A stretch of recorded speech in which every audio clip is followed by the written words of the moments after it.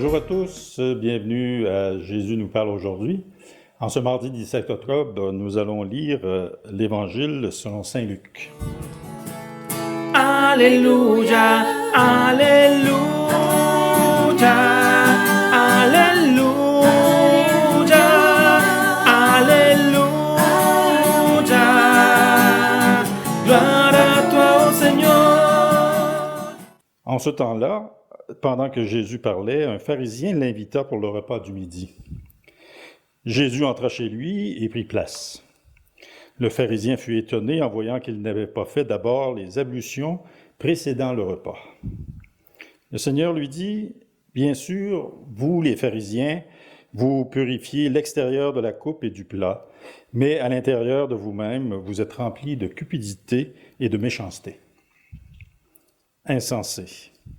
Celui qui a fait l'extérieur n'a-t-il pas fait aussi l'intérieur? Donnez plutôt en aumône ce que vous avez, et alors tout sera pur pour vous. Acclamons cette parole de Dieu.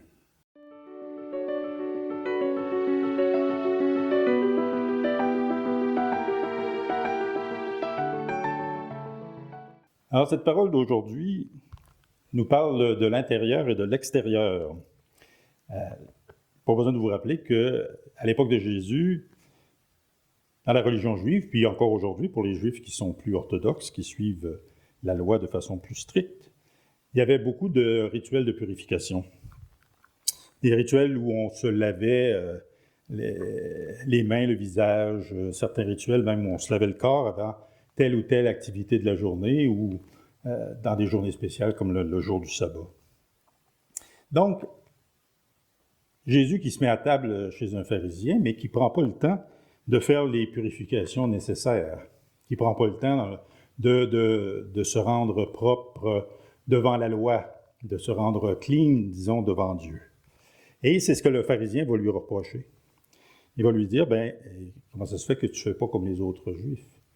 Comment ça se fait que tu ne prends pas le temps de te laver les mains, de te laver le visage et de remercier Dieu, dans le fond, pour ce que tu es et la nourriture que tu vas prendre.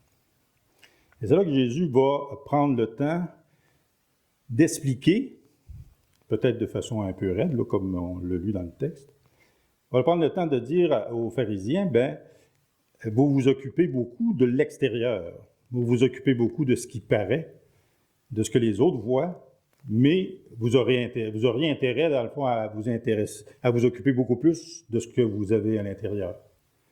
À ce que vous avez comme valeur intérieure, à ce que vous avez comme comportement qui vous vient de l'intérieur. Dans le fond, ce qu'il leur dit, c'est que vous aimez bien paraître par rapport pour que les autres voient que vous avez la relation que vous avez avec Dieu à l'intérieur des rituels que vous observez. Mais quand on scrute l'intérieur, on se rend compte que c'est de la frime. On se rend compte que dans certaines situations, il y a seulement l'extérieur qui paraît et c'est vide à l'intérieur. Donc, si Jésus le dit aux pharisiens à cette époque-là, la parole de Dieu, on peut l'apprendre pour nous aujourd'hui. Si on veut actualiser la parole de Dieu, c'est qu'il faut prendre... Souvent, on a l'impression que plus on va dire, pour être en relation avec Dieu, pour prier le Père, plus on va dire de choses, plus on va poser de gestes publiquement, plus notre foi est démonstrative, plus notre foi est grande. Ou plus que notre foi est démonstrative, plus que les autres pourront voir qu'on a la foi. Jésus nous dit peut-être à certaines occasions qu'on aurait intérêt à regarder l'intérieur.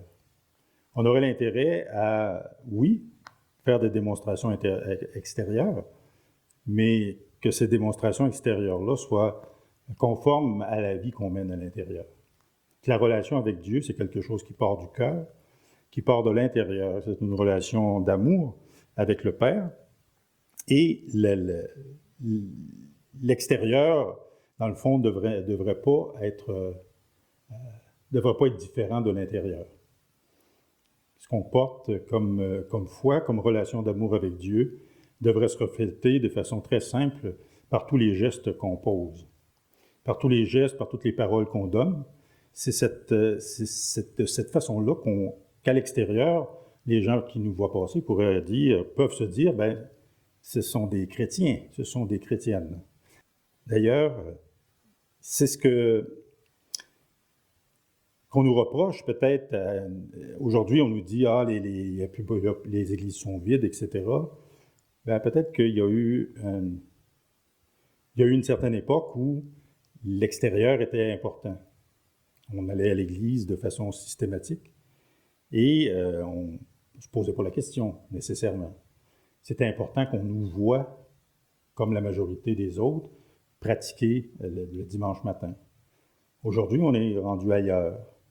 Et peut-être que, avant de nous-mêmes, chrétiens, avant de porter un jugement sur l'extérieur d'une autre personne qui ne pratique pas de la même façon que nous, peut-être que si on avait le temps de s'asseoir avec cette personne, puis de voir avec elle ce qu'elle vit à l'intérieur, de voir avec elle sa relation avec Dieu qu'elle a à l'intérieur du cœur, ben, ça nous permettrait toutes les deux d'être sur une même longueur d'onde, reconnaître qu'on est frères et sœurs, les enfants d'un même Père. Alors, c'est ce que je vais vous dire aujourd'hui concernant cette lecture. Je vous souhaite une bonne fin de journée. À la prochaine.